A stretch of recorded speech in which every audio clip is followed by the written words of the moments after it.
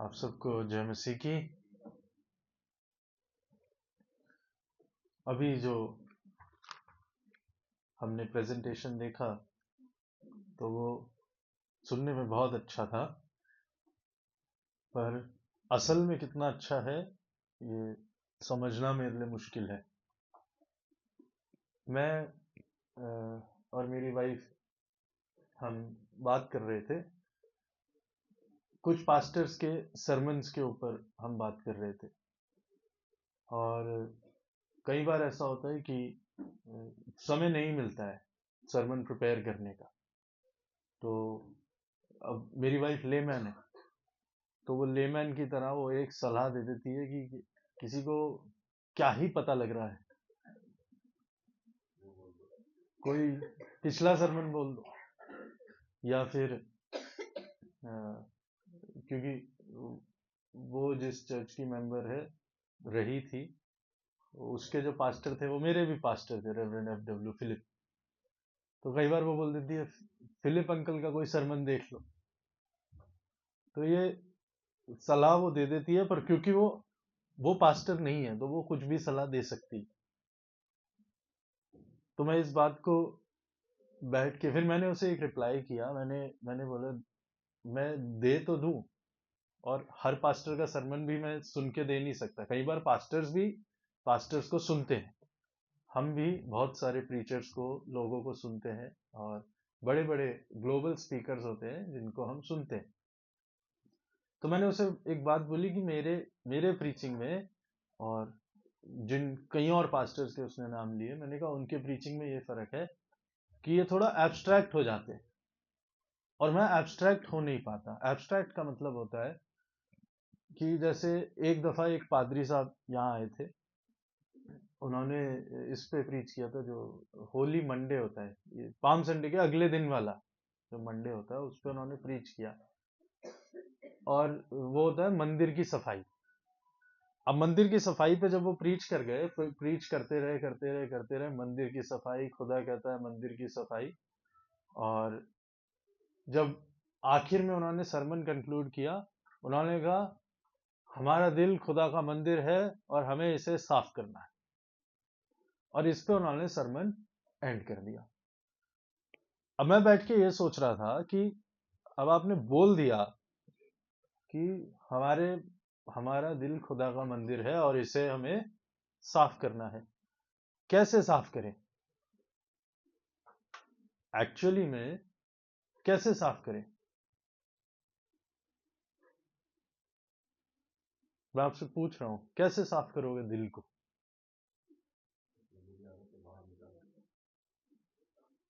अपनी बुरी आदतें बाहर निकाल के, एक हो गया, और ख्यालों से और गुनाहों से। आप लोगों ने भी तीन चीजें बोल दी, वो एक भी बोल के नहीं गए। मन को, दिल को साफ कर ले, ओपन हार्ट करवा ले, क्या करा ले? इसे कहते हैं एब्स्ट्रैक्ट, कि प्रैक्टिकली लाइफ में एक्चुअली आप क्या करोगे वो छोड़ देना। ऐसा नहीं है कि जो बात वो बोल के गए वो गलत थी, पर मैं ये एब्स्ट्रैक्ट समझाने की कोशिश कर रहा हूं। मैं ऐसा प्रीच नहीं कर पाता हूं कि एंड में इंसान कुछ एक चीज, एक पॉइंट भी अगर प्रैक्टिकल लेकर जाए और समझ के जाए कि मेरी जिंदगी में मैं क्या एक्चुअली कर सकता हूं, कुछ एक चेंज तो मैं ला सकता हूं, या इस बाइबल में से हम इस सिचुएशन को उठाने की कोशिश करें। तो जब मैं प्रेजेंटेशन अभी सुन रहा था, तो शुरू में प्रैक्टिकल थे बच्चे, कि मेरी स्टॉकिंग में वीडियो गेम, मेरी स्टॉकिंग में क्या क्या चॉकलेट, मेरी स्टॉकिंग में ये वो, तब सच बोल रहे थे वो। और उसके बाद एकदम से आया क्या मेरी स्टॉकिंग में? प्रार्थना। और दूसरा क्या था मेरी स्टॉकिंग में? विश्वास की भरपूरी, क्षमा। मैं संडे स्कूल टीचर्स को डीमोटिवेट नहीं कर रहा हूं, मैं एब्स्ट्रैक्ट और प्रैक्टिकल समझाने की कोशिश कर रहा हूं। तो मैं इस बात को समझने की कोशिश कर रहा था, ये जो ये बोल रहे हैं ये सब, एक्चुअली में इनमें से किसी ने भी इसको फील किया, या एक अच्छी स्किट को एंड करने के लिए इन्होंने ये लाइन बोल दी? क्योंकि ये सुनने में बहुत अच्छी है, सुनने में बहुत अच्छा है कि खुदा मुझे सोने की ईंट मत देना, खुदा मुझे कुछ मत देना, मेरे स्टॉकिंग में प्रार्थना देना।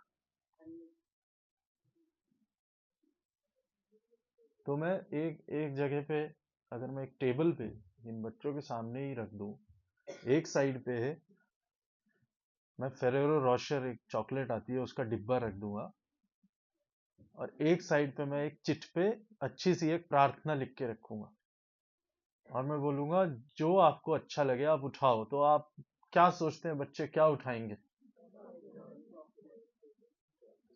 इसलिए एब्स्ट्रैक्ट बात करना ठीक नहीं है, क्योंकि खुदा का घर है। पर ये बातें समझना जरूरी है कि मटेरियलिस्टिक चीजों से ये चीजें अहम है।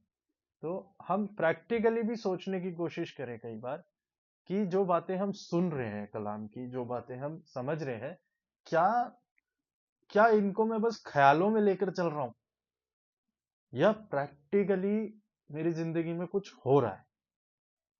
इसीलिए आज का जो संडे है वो है आनंद, जॉय। और मैं फिर से बोल रहा हूँ, संडे स्कूल के टीचर से मेरी कोई दुश्मनी नहीं है, मुझे पता है उन्होंने मेहनत से बनाया है।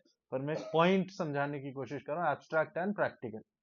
तो आप लोग ये बुरा ना माने कि भाई साहब ने तो पूरा प्रेजेंटेशन एक साइड कर दी, ऐसे नहीं है। इसीलिए एक शख्स के बारे में एक बात बोली गई है, हम उसको पढ़ेंगे। सबसे पहले प्रभु यीशु मसीह ने एक इंसान के बारे में एक बात बोली है। यूहन्ना बपतिस्मा देने वाले के बारे में एक लाइन आई थी जब हम पढ़ रहे थे। हम्म,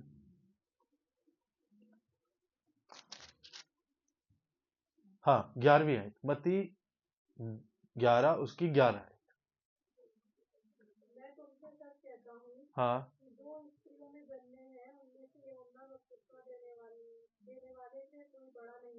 हाँ।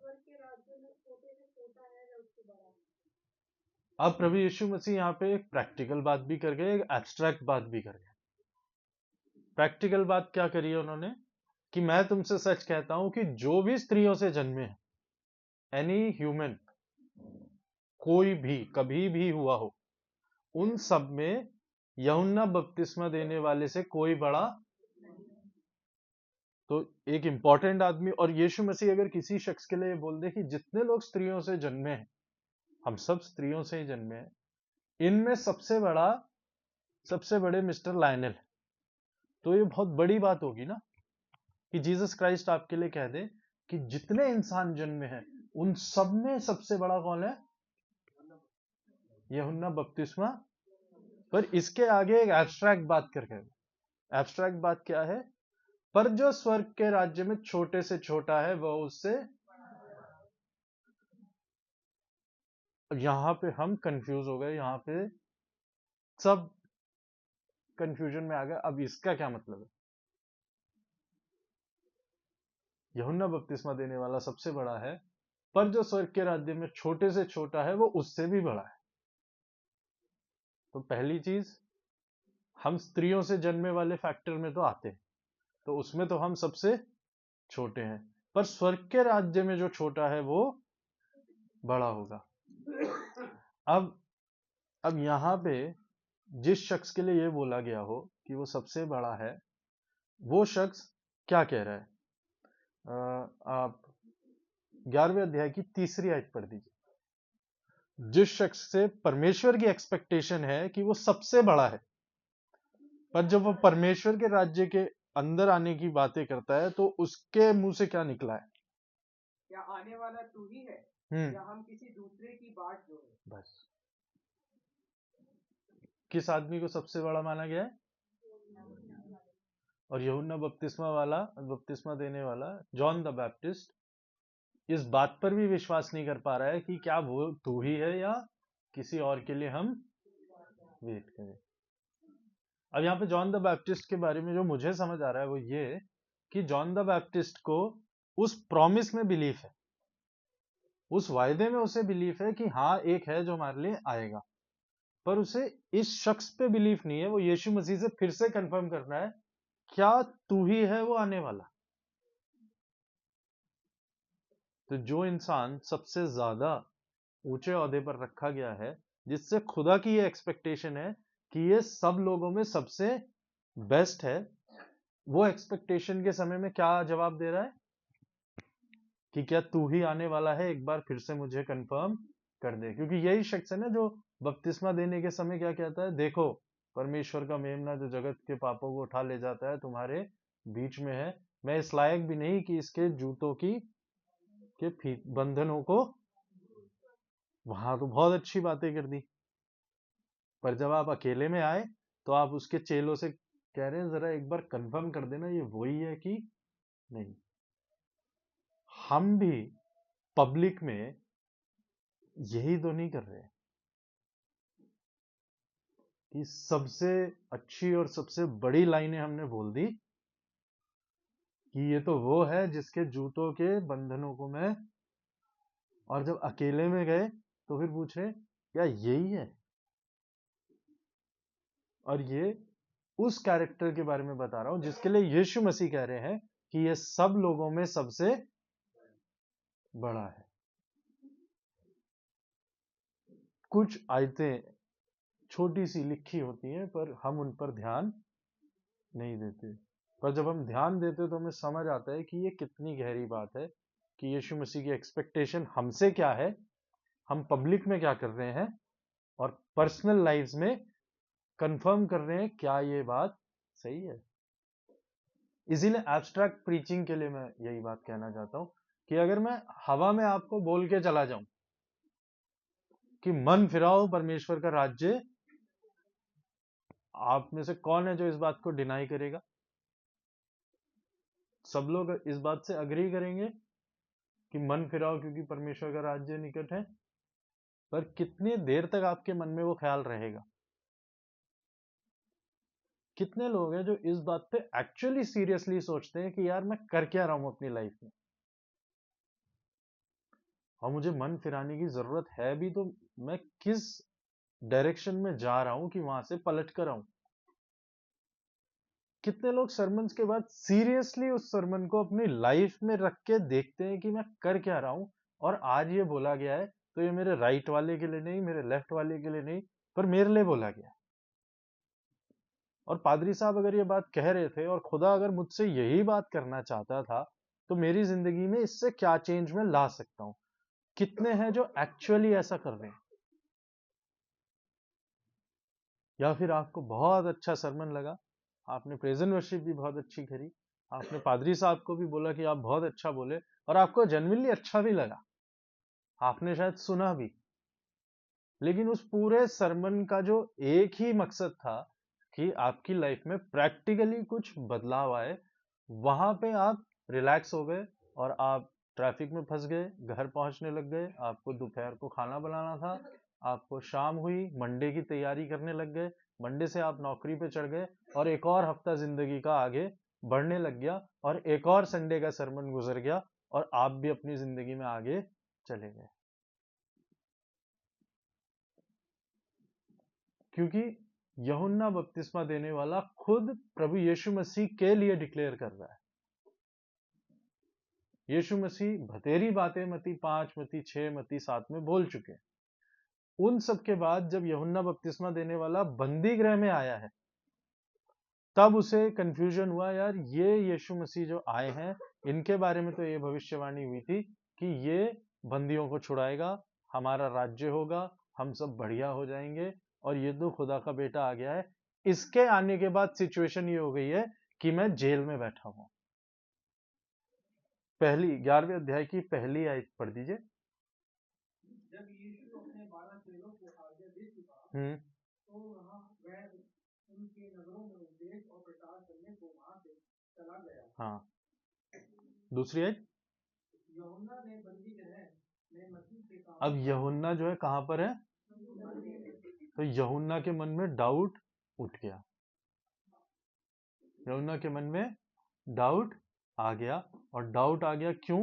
क्योंकि यूहन्ना जेल में बैठा हुआ है, और यूहन्ना ही सबसे ज्यादा चिल्ला चिल्ला के डिक्लेयर कर रहा था, देखो परमेश्वर का मेमना जो जगत के गुनाहों को उठा ले जाता है वो जगत में आ गया है। तो पादरी साहब अगर प्रीचिंग कर रहे हैं, ये मेरे लिए भी है, मैं इससे बाहर नहीं हूँ। पादरी साहब अगर प्रीचिंग कर रहे हैं कि खुदा शांति देगा, खुदा शांति देगा, खुदा की शांति आएगी, फील ही नहीं हो रही हमें शांति। क्योंकि शांति फील नहीं हो रही, इसलिए उस सीरियसनेस को जो खुदा का मैसेज आ रहा है हमारी जिंदगी से वो खत्म होती जाती है, क्योंकि हमें प्रैक्टिकली वो दिखाई नहीं दे रही है। ये सिचुएशन हम में से बहुतों की हो सकती है। यूहन्ना के सिचुएशन में हम भी बैठे हो सकते हैं। खुदा ने चुन तो लिया, खुदा ने बोल तो दिया, स्त्रियों में जन्मे हुए सबसे ऊंचे आप हैं, आपके पास चर्च है, आपके पास एक्सेस है कलाम का, आप बाइबल भी पढ़ लेते हैं, आप बाइबल समझ भी लेते हैं, पादरी साहब का कलाम भी आप तक पहुंच गया, आप उस लेवल पे हैं। लेकिन जो जिंदगी में खुशी, आनंद या जॉय जिसको हम सेलिब्रेट करना चाह रहे हैं आज, वो फील ही नहीं हो रही। अब क्योंकि जॉय फील नहीं हो रही है, इसीलिए खुदा का मैसेज बहुत अच्छा भी बोल लो, बुरा भी बोल लो, जिंदगी तो दुख में ही गुजर रही है। इसीलिए उसकी जो प्रैक्टिकल एप्लीकेशन है कि मेरी जिंदगी में क्या बदलाव आना है, उसकी तरफ मेरा ध्यान ही नहीं जाता, क्योंकि मैं जिंदगी की प्रॉब्लम, दुख, तकलीफों पर ही कंसंट्रेट करके बैठा हूं। और इन प्रॉब्लम्स के बीच में अगर मैं एक्सपेक्ट करूं कि आज हम मसीह के आनंद के इतवार को मनाएंगे क्योंकि यीशु मसीह दुनिया में आया, तो हम सबकी जिंदगी में आनंद आ गया। अब ये बोलने में बहुत अच्छा लग रहा है, ये एब्स्ट्रैक्ट है। जैसे बच्चों ने बोला मेरी स्टॉकिंग में प्रार्थना, मेरी स्टॉकिंग में, ये बोलने में बहुत अच्छा लग रहा है, पर ये एब्स्ट्रैक्ट है। पर जब मैं पूछूं आपकी जिंदगी में क्या आनंद आया है, तो क्या बताएंगे? तब हम बहुत ज्यादा खामोश हो जाएंगे। और अगर मैं जिद करके पूछ ही लूं, नहीं कुछ तो बोलो, कुछ तो बोलो, तो आप कुछ तो जवाब दे ही देंगे। परमेश्वर ने जिंदगी दी, ये बहुत बड़ा आनंद है, क्योंकि अभी मैंने बोला तो अभी आपने सोच लिया, तो अभी आप इस जवाब को दे देंगे। पर एक्चुअली क्या सुबह उठते ही आपको आनंद हुआ कि मैं आज जिंदा हूं, खुदा का शुक्र है? या मैं आपसे पूछूं, नहीं नहीं कुछ तो बताइए कि आपकी जिंदगी में क्या आनंद है? परमेश्वर ने मेरे हाथ पैरों को सही सलामत रखा है, ये आनंद है। ये आप अभी बोल देंगे। पर क्या एक्चुअली आपको वो फील भी हो रहा है कि अरे यार मैं चल फिर पा रहा हूं, ये भी बहुत बड़ा आनंद है। तो आनंद जिंदगी में बतेरे होंगे, लेकिन एक्चुअली क्या हम फील कर पा रहे हैं? क्वेश्चन ये है। तो जो जॉय है जिसके बारे में आज हम कंसंट्रेट कर रहे हैं, जिसके बारे में हम सोच रहे हैं, क्या वो एक एब्स्ट्रैक्ट कॉन्सेप्ट बन के रह गया है? क्या जिंदगी में खुशी है? हाँ, खुदा रोटी तो खिला ही देता है 3 वक्त की। अब इस लेवल पे अगर हम बोलेंगे तो खुशी तो दिख नहीं रही है, एक एहसान खुदा ने कर दिया जिसको हम एक्नॉलेज कर ले रहे। पर अगर मैं बोलूं कि नहीं नहीं आपकी जिंदगी में खुदा का आनंद है, हाँ बहुत आनंद है, आनंद ही आनंद है। खुदा ने सब चीजों से हमें बहुत अच्छा रखा है, बहुतों से हमें बहुत अच्छा रखा है, क्योंकि उस समय आपको बोलना है, इसलिए आप उसे रियलाइज करे बिना बोल रहे हैं, क्योंकि वो एक एब्स्ट्रैक्ट कॉन्सेप्ट बना हुआ है। तो खुदा कहीं पर नहीं बोल रहा है कि तुम्हारी जिंदगी की स्ट्रगल्स खत्म होने वाली। इस आनंद के साथ आप इस बात को समझ लें, कहीं बाइबल में नहीं लिखा कि तुम्हारी जिंदगी की सारी स्ट्रगल्स खत्म हो जाएंगी।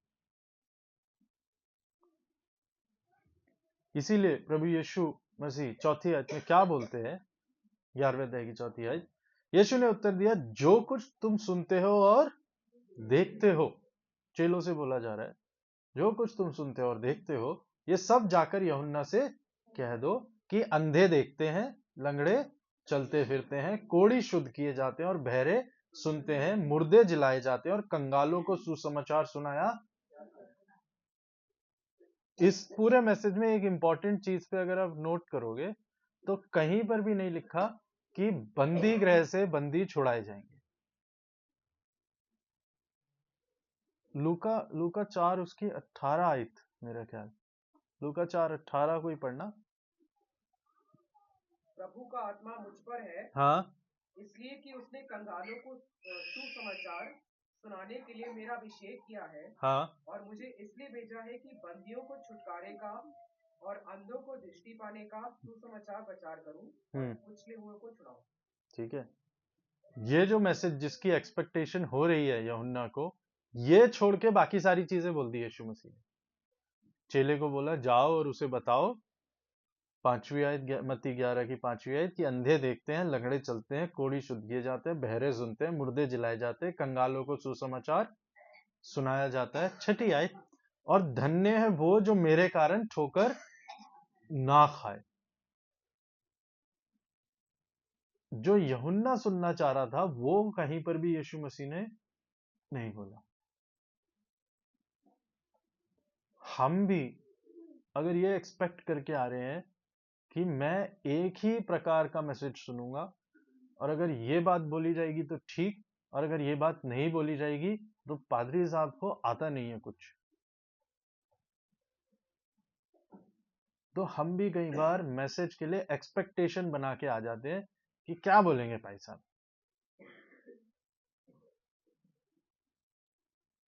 मेरा सवाल ही आपसे आज ये है कि आप एक्सपेक्ट करके क्या आते कि पास्टर बोलेगा क्या? गुनाहों की माफी पे बोल देगा, प्यार पे बोल देगा, दुख तकलीफ पे बोल देगा? क्या एक्सपेक्ट करके आते हैं आप पास्टर से? क्योंकि आपको पास्टर से कुछ एक्सपेक्ट करना ही नहीं। आपकी एक्सपेक्टेशन खुदा से होनी चाहिए, और आपकी एक्सपेक्टेशन ये नहीं होनी चाहिए कि ये ही लिमिटेड दायरा है जिसमें मुझे जवाब मिलेगा। खुदा आपके दायरे के बाहर आपको जवाब दे सकता है। इसका प्रैक्टिकल एग्जांपल मैं समझाता हूं। बहुत से जो लोग हैं जिन्होंने घर बना लिए होंगे, मुझे नहीं पता सबने बनाए हैं नहीं बनाए, कुछ लोग हो सकते हैं रेंट पे रह रहे हो, और बहुत से ऐसे लोग होंगे जिनके पास गाड़ियां हैं, और बहुत से ऐसे लोग होंगे जिनके पास अच्छे मोबाइल फोन होंगे, या घर में एसी होंगे, या घर में सुख सुविधाएं होंगी। सबसे मैं गारंटी से ये बात जानता हूं, कोई भी एक समय पर ये नहीं बोल सकता था कि मैं खुद एक घर खरीद लूंगा या खरीद लूंगी,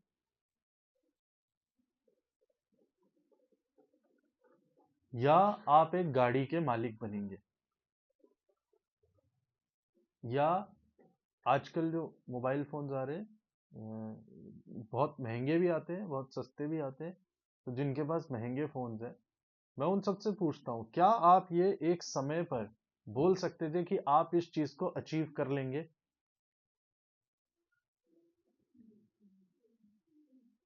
नहीं ना। जिन्होंने भी अचीव कर लिया है अपनी जिंदगी, मैं उन्हीं से बोल रहा हूँ। जो मेरी तरह स्ट्रगल कर रहे हैं, मैं उनकी नहीं पूछ रहा हूँ। जो जिन्होंने कुछ अचीव कर लिया है, घर गाड़ी, या खुद आपने खुद बनाया है, मैं उन सबसे अगर ये बात पूछूं एक समय पर, अगर मैं ये सवाल करूं कि आप क्या एक्सपेक्ट कर सकते थे कि आप ये कर लेंगे, तो एक समय पर आप ये इमेजिन भी नहीं कर सकते थे कि आप इस चीज को कर लेंगे। ये वो दायरा है जिसके बाहर खुदा आपको एक्चुअली जवाब देता है, जो आप इमेजिन नहीं करके आते। पर हम खुदा को हमेशा बांध देते हैं कि एक संडे का सरमन है, मुझे सुनना है क्योंकि मुझे चर्च जाना है, क्योंकि मेरे माँ बाप ने मुझे सिखाया था, या मेरे को पहुंचना है। ये आदत अच्छी है, पर ये केवल एक आदत नहीं होनी चाहिए।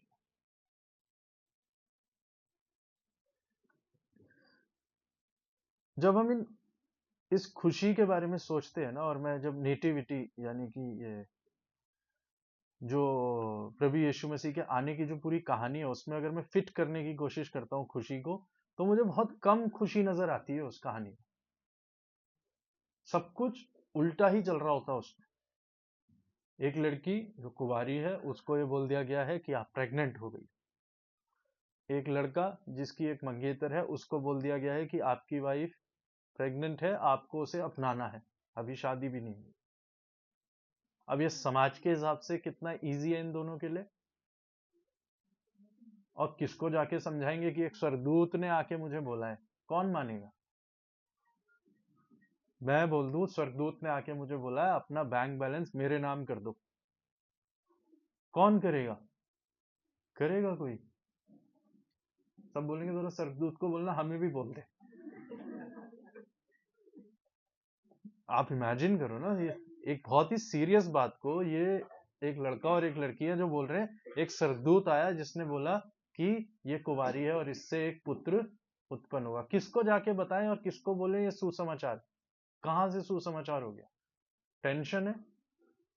उस बीच एक आदेश आ जाता है कि भाई सब लोग अपने नाम लिखाने जाओ। अब वैसे ही ये चिंता में बैठे हुए हैं, ऊपर से वाइफ प्रेग्नेंट है, अब इतना ट्रैवल करके जाओ, कहाँ है खुशी इसमें? फिर आप जिस शहर में पहुंचे उधर रहने की जगह नहीं मिल रही आपको, किधर है खुशी इसमें? आपको मिला तो क्या मिला? एक गौशाला।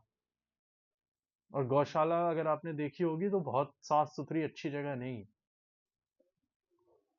और कोई लाइट वगैरह भी नहीं है, अंधेरा ही है। जैसी जो जगह मिली आपको उधर पे सेटल हो जाना, किधर है खुशी इसमें? फिर प्रेगनेंसी में जो आपको पेन होगा, जो डिलीवरी के परेशानियां होंगी, उसमें हस्बैंड के लिए सोचो कितनी टेंशन है कि वो ट्रैवल करके अब दूर अपने घर से, नाजरत से बाहर आ गया बेथलेहम की तरफ, और बेथलेहम में पता नहीं लोगों को जानता है नहीं जानता है, किसी तरीके से एक गौशाला मिली है और आपकी वाइफ अब डिलीवरी करेगी। कहां से मदद लेके आओगे? किधर है खुशी इसमें?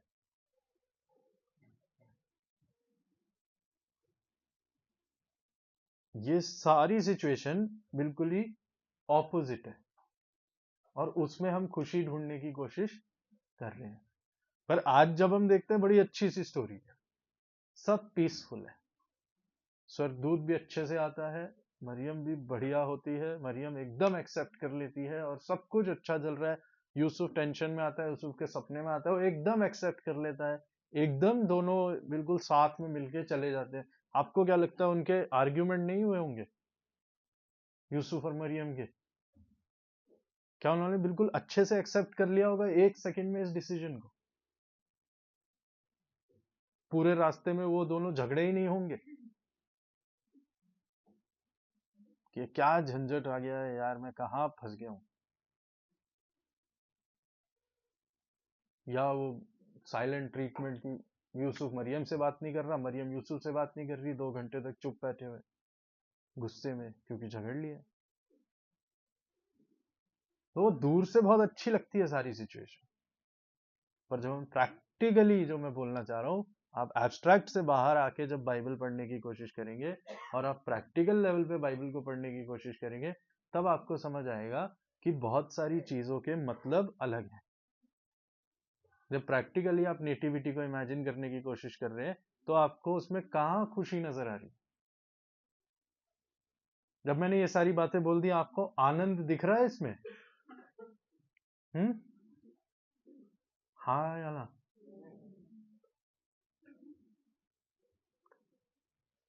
फिर भी हर चीज में आनंद होता है। फाइनेंशियल स्ट्रगल होगी, इनको परेशान होंगे, मैसेज समझ नहीं पा रहे होंगे ये क्या है। उस बीच रात में कुछ गडरिये आ गए और वो आके बोल रहे हैं कि जो आपको जो मैसेज मिला था वो स्वर्गदूत हमारे पास भी आके बता के, तो कंफर्मेशन इनको किसी को बताना भी नहीं पड़ा कि जो हमने सुना है वो सच है। पर बाहर से कोई आके ने बोल रहा है कि जो आपको मैसेज मिला है वो हमें भी मिला है और वो सच है। तो एक मेंटल पीस इससे मिला होगा। उसके अलावा जब गडरिया आए होंगे तो बेचारों ने कुछ हेल्प तो कर ही दी होगी, थोड़ी साफ सफाई कर दी होगी, जगह बना दी होगी। ये मैं एक हाइपोथेटिकली बता रहा हूं। उस बीच इनको फाइनेंशियल जब स्ट्रगल आई हुई है, तो एक मजूसी आता है, वो भी कंफर्म कर रहा है कि जो आपको जो मैसेज मिला है वो मुझे भी मिला है। ये लो एक थोड़ा सा सोना जो मैं तुम्हारे लिए, तो आपके इतने सारी स्ट्रगल में आपको गोल्ड मिल गया, तो थोड़ी टेंशन और कम हुई होगी। और बाइबल में और कहीं भी 3 नहीं लिखा है, बहुत से मजूसी, 3 से ज्यादा भी थे, हो भी सकते। पर जब ये लोग इनके पास पहुंचे होंगे तो कुछ ना कुछ टेंशन कम हुई होगी। पर क्या इनकी सारी स्ट्रगल खत्म हो गई? क्योंकि उसी टाइम स्वर्गदूत आया और उसने बोला मिस्र को चलो, अब मिस्र को जाएंगे, कैसे जाएंगे? ये बेचारे एक लड़का लड़की हैं, ज्यादा कुछ कमाया नहीं है और इतनी बड़ी जर्नी करनी है। मिस्र को कैसे जाएंगे? और वहां करीब करीब इनको महीनों महीनों रहना है, जब तक इनका बच्चा 2 साल की उम्र से बड़ा ना हो जाए। तो उस सब का इंतजाम खुदा ने उस मजूसी के जरिए कर दिया। तो आपकी स्ट्रगल्स के बीच में जो ये अननोइंगली इंतजाम होते हैं ना, यही खुशी है। और हम फोकस करते रहते हैं किसके ऊपर? स्ट्रगल के ऊपर। और ये जॉय जो है ये एक एब्स्ट्रैक्ट में चल रही है कि खुदा संभाल रहा है, पर मेरे मन में मेरे को कुछ फील नहीं हो रहा। मन में मैं अपनी परेशानियों को अपने साथ लेकर चल रहा हूं। तो इसीलिए आज मेरे कलाम का मकसद ही यही है कि यूहन्ना बपतिस्मा देने वाला भी वही गलती कर रहा है, हम भी वही गलती ना करें कि हम भी खुदा के कलाम को एब्स्ट्रैक्ट्स में बसा लें, बस ख्यालों में, बस उन बातों में जो हम ना छू सकते हैं ना महसूस कर सकते हैं, पर इन बातों को एक्चुअली जिंदगी में प्रैक्टिकली अप्लाई करें कि आज का जो कलाम मेरे लिए दिया गया है, इससे एक्चुअली मेरी जिंदगी में क्या फर्क आएगा, या मैं क्या फर्क ला सकता हूं या ला सकती हूँ। यही मेरे कलाम का आज जो मकसद है वो यही है कि आज आनंद का, जॉय का इतवार तो मना रहे हैं, पर वो जॉय मन में नहीं है तो खुदा से कहिए, खुदा को क्लियरली बताइए कि खुदा मेरे को वो आनंद नहीं महसूस हो रहा है, उसके जरिए तू मेरे को एक्चुअली दिखा। डिनायल में मत रहिए। खुदा जब सब कुछ कर सकता है वो ये भी करेगा, पर आपको खुदा के साथ सच्चाई में जाना पड़ेगा, केवल महज शब्दों में अपनी दुआओं को ना करें कि तो वो खुदा है जो सदा रहमत फरमाता है। बहुत सारे लोग पाकशा लेते हैं, पाकशा की तरतीब पढ़ते चले जाते हैं, वहां एक शब्द है, क्या तुम अपने दिलों को रजू करते हो? तो आप सब क्या कहते हो? कित्तों ने किया। रजू वर्ड का ही मतलब क्या है?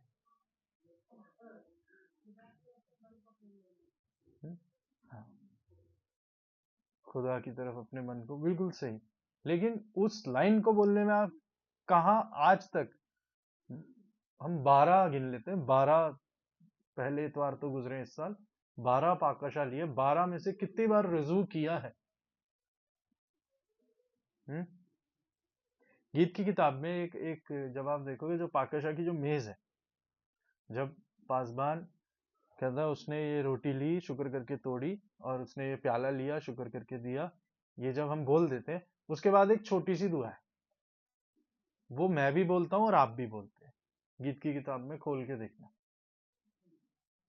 वो दुआ क्यों है कि आप भी बोल रहे हो, केवल मैं ही बोल सकता था उस दुआ को। क्यों? उस तरतीब में कुछ हिस्से हैं जो आप भी उसमें पार्टिसिपेट करते हो, क्यों है वो? उसके शब्दों को जब आप सुनोगे या पढ़ोगे, उन शब्दों को पढ़ने के बाद आप समझने की कोशिश करना, ये मैं आपके ऊपर छोड़ रहा हूँ। जो भी कोई अगर सीरियस हो तो उस गीत की किताब को खोले और उस हिस्से को पढ़ना, जो उसने रोटी ली और प्याला लिया, इसके बाद जो एक छोटी सी दुआ है जो आप लोग पढ़ते हैं, उसके क्या शब्द है, और उन शब्दों को जब आप पढ़ो तो उसके बाद आप जरा ये ध्यान देना कि उसमें से कितने आपने माने। मैं पढ़ ही देता हूँ, मेरे को ये गीत की किताब देना एक।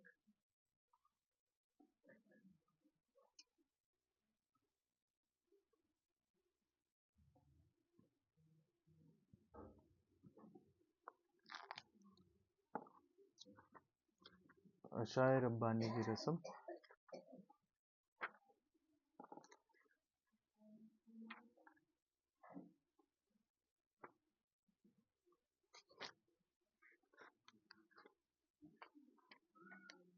हाँ जी, मैं इसके शब्द पढ़ूंगा, अब बस सुनना। आए रहीम खुदा, हम अपनी रास्तबाजी पर तकिया रख के, रास्तबाजी का मतलब होता है राइचियसनेस, पर तकिया रख के तकिया, जिस तकिए पे आप घुटना टेकते हो, ये जो तकिया है, ये हम अपनी रास्तबाजी, अब हम राइचस कितने हैं वो हम जाने, हम अपनी रास्तबाजी पर तकिया रख के तेरे दस्तरखान के पास नहीं आ सकते, क्योंकि वो तकिया एग्जिस्ट ही नहीं करता है। हमारी रास्तबाजी बहुत ही वीक है। और ये जो आप दुआ बोल रहे हैं, बहुत हलीमी में बोल रहे हैं खुदा के आगे, पर तेरी बेशुमार और बड़ी रहमतों पर भरोसा रख के आते हैं, क्योंकि हम इस लायक भी नहीं कि जो चूर चार तेरे दस्तरखान पर से गिरते हैं उनको उठा ले, पर तू वो खुदा है जो कि सदा रहमत फरमाता है। इसलिए आए मेहरबान खुदा, बख्श दे कि हम इस तौर से तेरे प्यारे बेटे यीशु मसीह के जिस्म को खाएं और उसके लहू को पिए, कि हमारे गुनाह आलूदा जानो जिस्म उसकी मौत के वसीले पाक किए जाए और उसके बेशकीमत लहू से साफ हो, और कि हम उसमें हमेशा रहें। और वो,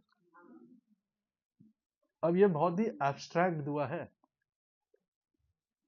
जो सालों साल से हम करे जा रहे हैं, पर उसके बेशकीमत जानो जिस्म से कितने हैं कि हम उसमें रहें और वो हम में। इसलिए जब पाकशा लेने के लिए आते हैं, मैं हमेशा एक अनाउंसमेंट करता हूं कि जो लोग इसकी अहमियत को समझते हैं, जो लोग इसकी सीरियसनेस को समझे, वो ही इसको लेने के लिए आगे आए। क्योंकि मेरा कहने का मतलब यही है कि ये जो आप शब्द बोलकर जो चर्च में आप खुदा के सामने आप आ रहे हो, केवल शब्द नहीं है, ये सीरियसनेस है जो खुदा आपसे डिमांड करता है। तो पब्लिक में तो हम सब बोल रहे हैं हम अपनी रास्तबाजी पर तकिया रख के नहीं आ सकते, पर जब हम अकेले हैं, जब कोई नहीं देख रहा है, जब कोई नहीं जानता है, तब क्या हमारा यही एटीट्यूड है खुदा के साथ? क्या हम जो बड़ी बड़ी बातें और बड़े बड़ी एब्स्ट्रैक्ट चीजें बोल पा रहे हैं, क्या एक्चुअली उन्हें मीन करते हैं? और खुदा इन गलतियों को पहचानता है। जैसे यूहन्ना बपतिस्मा देने वाले की, जॉन द बैप्टिस्ट की इस गलती को खुदा ने पहचाना। वो अकेले में कहता है, क्या तू वही है जो आने वाला है? उस सब के बाद प्रभु यीशु मसीह तब भी उसको ये कहते हैं कि जितने स्त्रियों में जन्मे हैं उन सब में सबसे बड़ा यूहन्ना बपतिस्मा देने। तो खुदा आपको आपकी कमियों के साथ एक्सेप्ट करता है, खुदा आपको आपकी गलतियों के साथ एक्सेप्ट करता है, क्योंकि खुदा जानता है कि हम गलती करते हैं, हम बार बार पीछे गिरते हैं, हमें फिर खुदा के पास जाने की जरूरत है। लेकिन प्रॉब्लम यह है कि हम गिरे ही जा रहे हैं, गलती करे ही जा रहे हैं, पीछे ही होते जा रहे हैं। जो रजू करना है, जो आपको वापस आना है, जो खुदा की तरफ मुड़ना है, उस पार्ट को हम भूल चुके हैं, क्योंकि वो बहुत ही ज्यादा एब्स्ट्रैक्ट है। इसलिए आज एक प्रैक्टिकल चीज बोल के मैं आपको इस कलाम को खत्म करूंगा।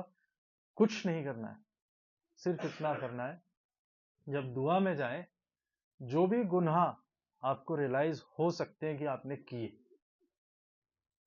उनको गिनकर नाम बनाम अपनी दुआ में बोले। एक होता है खुदा मेरे गुनाहों को माफ कर, वो नहीं, वो आप एब्स्ट्रैक्ट में बोल रहे हैं। आप याद करो आपने क्या गलती करी, उस गलती को जितना डिटेल में हो सके खुदा के आगे बोलो कि खुदा मैंने ये जो किया था, ये पर्टिकुलर चीज जो मैंने करी थी, इसके लिए मैं माफी मांगता हूं। तब आप अपने दिलों को रजू करते हो, तब एक्चुअली में आप गुनाह को मानते हो, क्योंकि उस टाइम आप मीन करोगे जब आप उस गुनाह को आइडेंटिफाई करोगे। 25 साल पुराना गुनाह, 10 साल पुराना गुनाह, 5 मिनट पहले का गुनाह, आज के दिन का गुनाह। और जब आप अपने गुनाहों से तौबा करके उसके पास आते हो, तब वो शांति और इत्मीनान जो सारी समझ से परे है आपके पास आएगा, और तब आप खुशी को एक्सपीरियंस कर पाओगे, जो एक एब्स्ट्रैक्ट नहीं है, एक असलियत है। और वो असलियत तब आएगी जब आप अपनी असलियत से खुदा के सामने रूबरू होगे। अगर आप अपनी जिंदगी में डिनायल पे चल रहे हो और जिंदगी हर हफ्ते गुजरी जा रही है, तो आपकी दुआएं भी गुजरी जा रही हैं और खुदा भी मौजूद है। तो ऐसा ना हो कि जो आनंद जिसकी मैं बात कर रहा हूं और जॉय जो क्रिसमस पे हम सोचने की कोशिश कर रहे हैं, ये एक एब्स्ट्रैक्ट और दूर की बात हो, पर आप अपनी जिंदगी के स्ट्रगल्स में ही परेशान हो रखे हैं और उस जॉय को, उस खुशी को, उस आनंद को जो सेत पेत में आपके लिए रखी गई है, उसको आप हासिल ही नहीं कर रहे हो, क्योंकि आप अपनी जिंदगी में यूं ही खुदा को लेकर चल रहे हैं। तो हम यूं ही खुदा को लेकर ना चलें, पर वो जिंदा खुदा है, उसकी सच्चाई को पहचाने और अपने गुनाहों से हम बाज आए, ताकि उस खुदा के आनंद और उस खुदा की मौजूदगी को अपनी जिंदगी में हासिल कर सकें। खुदा मुझे और आपको इस कलाम से बहुतायत से बरकत बख्शे। आइए हम दुआ मांगे। कुदूस मेहरबान जिंदा खुदा, शुक्र करते हैं आज के इस कलाम के लिए। प्रभु जी, जो कलाम आपने मुझे दिया इस कलीसिया के लिए था, और ये किससे बात करता है मुझे नहीं पता, पर परमेश्वर ये मेरे लिए है। मेरे लिए आपकी आवाज है जो आपने मुझ तक पहुंचाई। होने देना खुदा, ये जिंदगी में बदलाव ला सके और मैं एक्चुअली अपनी जिंदगी को बदल सकूं। तमाम लोग जो इस इबादत से रुखसत होते हैं, इस कलाम को अपनी जिंदगी में केवल जज्ब ना करें, पर इसे जी सके और खुदा को एक दूर दराज, एक सोई हुई, एक सपना ना समझे, पर वो परमेश्वर जो हमारे साथ हमारी जिंदगियों में कार्य करता है, हमारे दुखों को समझता है, हमारी खुशियों में शामिल है, मेरी परेशानियों के साथ मुझे पहचानता है और मेरी गलतियों को माफ करना जानता है, उस खुदा को हम अपनी जिंदगी में जगह दें। इस पूरी कलीसिया को, आज के कलाम को आपके हाथों में सौंपते हैं और इस दुआ को खुदा यीशु मसीह के जिंदा, पाक और मुबारक नाम में होकर मांग लेते हैं। आमीन।